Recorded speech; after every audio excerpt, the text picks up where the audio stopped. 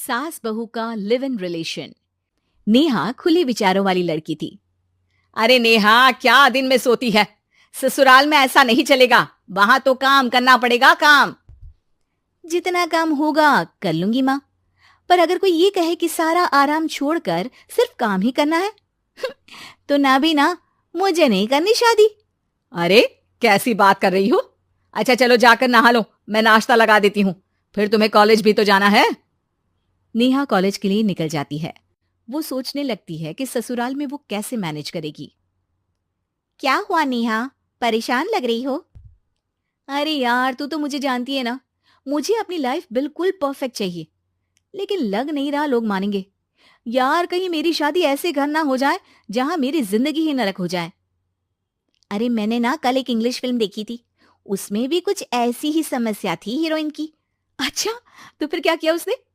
उसने तो अपने होने वाले पति से साफ साफ कह दिया कि वो पहले उसके घर कुछ दिन तक बिना शादी के रह कर देखेगी, और अगर ठीक लगा तो ठीक, वरना तेरे मेरे रास्ते अलग। अरे हाँ यार, ये तो बिल्कुल सही आइडिया दे रही है तू मुझे। चल मैं तो चली, थैंक्स यार, तूने मेरी प्रॉब्लम सॉल्व कर दी। ये बोलकर नेहा खुशी खुशी वहां से निकल जाती है, लेकिन पीछे से उसकी सहेली कहती है, अरे नेहा, नहीं नहीं, कुछ नहीं सुनना मुझे। ये बोलकर वो वहां से चली जाती है। हे भगवान, पूरी बात सुने बिना ही चली गई।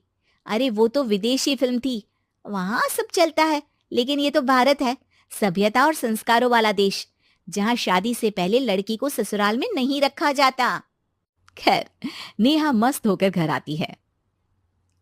नेहा, कल तुझे लड़के वाले देखने आने वाले हैं, और हाँ, इस बार कोई बहाना नहीं चलेगा। हाँ हाँ, आने दो आने दो, मैं तैयार हूँ शादी के लिए। अगले दिन लड़के वाले आते हैं, जहां लड़का कहता है, मुझे अकेले में लड़की से कुछ पूछना है। हाँ हाँ, क्यों नहीं बेटा, जाओ नेहा, घर तो दिखा दो इन्हें। नेहा भी खुश हो जाती है कि उसे मौका मिल गया है लड़के से अपनी शर्त रखने का। देखो, मुझे ना शादी से बहुत डर लगता है, पता नहीं कैसी लड़की आए, तालमेल बना पाए कि नहीं मेरे परिवार से। मैंने कई घरों में रोज का क्लेश होते देखा है। तुमने तो मेरे दिल की बात कर दी। मैं भी यही सोच रही थी कि भाई सास तो अच्छी होनी चाहिए, पति सपोर्ट करे ना करे, रहना तो पूरे दिन सास के साथ है।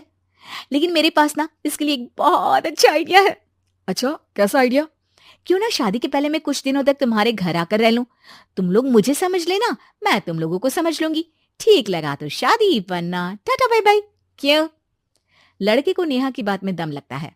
वो घर के सभी लोगों के सामने नेहा की बात रखता है। अरे पागल हो गई है क्या? ये कैसी शर्त है? अरे शादी से पहले मैं क्यों तुझे किसी और के घर भेजूंगी रहने? अरे लड़की के ख्याल तो 20 साल आगे के हैं, इतनी भी खुले विचारों वाली लड़की नहीं चाहिए हमें। अरे माँ, क्या बुरा और गलत बोल रही है ये? रहना तो हम दोनों का है ना, कल को कोई परेशानी आई तो तुम सब तो ये बोलकर निकल जाओगे कि जिंदगी तुम लोगों को ही निभानी है, तुम लोगों को जो करना है करो। तब क्या करूंगा बताओ? सबके समझाने पर वो लोग मान जाते हैं। वाह, मैं 2-3 दिनों में पैकिंग कर लूंगी, तो आकर मुझे ले जाना। और नेहा पहुंच जाती है विशाल के घर। आओ आओ, ये रहा तुम्हारा कमरा। इस घर में तुम एज अ गेस्ट रहो, लेकिन माँ तुम्हें बहू की तरह ही ट्रीट करेंगी, और तुम भी उन्हें सास की तरह ही रखना। बस फिर क्या था, शुरू हो जाता है लिव इन सास बहू का ड्रामा। अरे चाय तो बना दे बहू। जी सासू माँ, अभी लाई। नेहा चाय लेकर आती है कि बस चाय लेकर आई हो, इसके साथ पकोड़े भी ले आती। लेकिन आपने तो बताया ही नहीं कि आपको चाय के साथ पकोड़े भी चाहिए। हाँ हाँ, अब तो पता चल गया ना। रात को खाना खाने के बाद नेहा किचन में खटर पटर कर रही होती है। क्या हो रहा है वहां नेहा? माँ जी, मैं ना रात को अदरक वाली चाय पीकर सोती हूँ, ये मेरी आदत है। अच्छा, तो जरा मेरे लिए भी बना देना। दोनों सास बहू रात को चाय पीती हैं। अगले दिन, नेहा, मैं मंदिर जा रही हूँ, मेरी साड़ी निकाल कर बेड पर रख दे। नेहा सास के लिए साड़ी निकाल कर रख देती है। वो देखती है कि उसके आने के बाद से सास ने घर का कोई भी काम करना छोड़ दिया है। यार मैं क्या करूं? ऐसा ससुराल तो मुझे नहीं चाहिए था जिसमें मैं ही सारा काम करूं। मैं तो ऐसा घर चाहती हूं जहां सास और बहू दोनों मिलकर किचन में काम करें। हे भगवान, रात को चाय पी ली, पेट में गैस बन गई, अब तो चला भी नहीं जा रहा है। मुझे तो ऐसी बहू चाहिए जो हेल्थ के प्रति कॉन्शियस हो, क्योंकि वो ठीक रहेगी तभी तो मैं ठीक रहूंगी। दोनों समझ जाती हैं कि वो लोग एक दूसरे के लिए नहीं बने हैं। अगले दिन नेहा, जरा चाय तो ले आना। नेहा चाय के साथ चिला भी बनाकर ले आती है। सास खा पीकर सो जाती है। अगली सुबह तेरी बुआ सास आ रही है, उसे मैंने तेरे बारे में बताया है। तभी वहां गंवार से एक महिला आ जाती है। चलो यहां से निकलो, कुछ नहीं है खाने के लिए, जाओ। ए नेहा, तमीज से बात करो, ये मेरी ननद यानी आशीष की बुआ है। हाय रे दैया, इतनी आकड़ वाली लड़की! अरे यही है ना जो शादी से पहले ही आकर बस गई है यहाँ पर।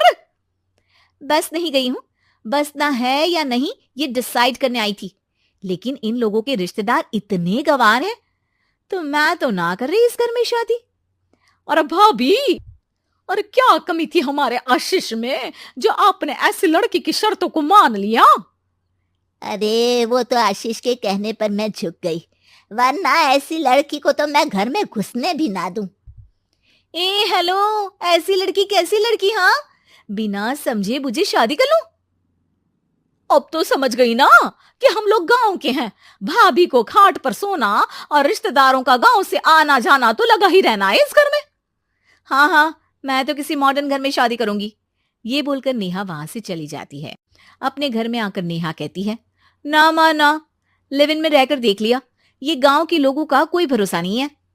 खैर, नेहा की शादी एक मॉडर्न घर में हो जाती है, जहां सास कहती हैं, हे नेहा, मैं टेनिस खेलने जा रही हूं, आओ तो जूस बनाकर रखना, और हाँ, वॉलनट्स और ओट्स भी बना लेना। जी माँ। माँ मॉम बोलो डार्लिंग, माँ इज ओल्ड फैशन। बेचारी नेहा सर पर हाथ रख लेती है। हे भगवान, ये सास तो सास ही होती है, गांव की हो या शहर की।